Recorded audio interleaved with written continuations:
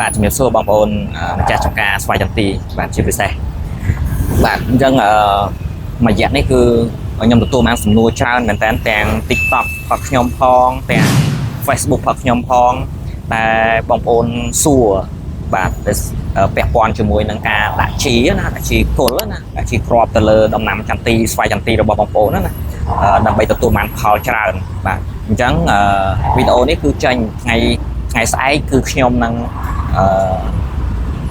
និយាយលម្អិតពាក់ព័ន្ធជាមួយនឹងការប្រើប្រាស់ជីការជ្រើសរើសជីការដាក់ជីឲ្យចំគោលដៅ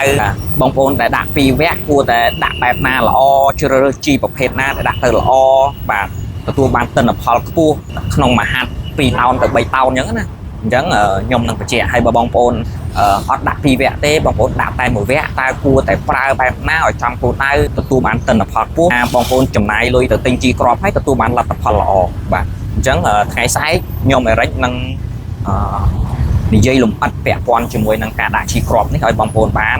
ដឹងថាបងប្អូនគួរតែប្រើជីកែង15ឬក៏បងប្អូនគួរតែប្រើជីផ្លែឈើឬជីកែង15បូកជាមួយនឹងកៅលីឬក៏គួរប្រើគីមីបូកជាមួយនឹងធម្មជាតិបាទអញ្ចឹងថ្ងៃស្អែកគឺខ្ញុំនឹងលម្អិតជូនបងប្អូនតែម្ដងនឹងធ្វើវីដេអូជូនបងប្អូនឲ្យបងប្អូនប្រើទៅគឺចំគោលដៅនេះពាក់ព័ន្ធជាមួយនឹងចន្ទីព្រោះឥឡូវនេះមកដល់ថ្ងៃនេះគឺទី13ខែ8ឆ្នាំ2026ហើយបាទអញ្ចឹងខ្ញុំនឹងលម្អិតឲ្យបងប្អូនបាទដែលមិនទាន់ដាក់ជីហ្នឹងបាទ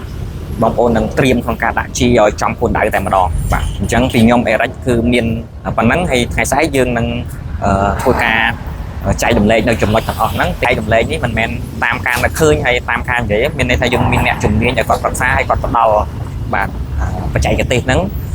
ហើយក៏យកចែកជូនបងប្អូនដើម្បីឲ្យបងប្អូនប្រើប្រាស់បាទឲ្យសមស្របឲ្យត្រឹមត្រូវបាទ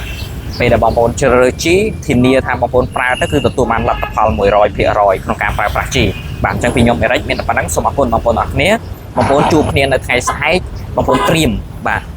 មើលវីដេអូហ្នឹងហើយពិសេសបងប្អូនម្ចាស់ចំការហ្នឹងតែម្ដងតើការប្រើប្រាស់ទទួលបានលទ្ធផលហ្នឹងគួរតែប្រើបែបណាអញ្ចឹងចាំជួបខ្ញុំនៅថ្ងៃស្អែក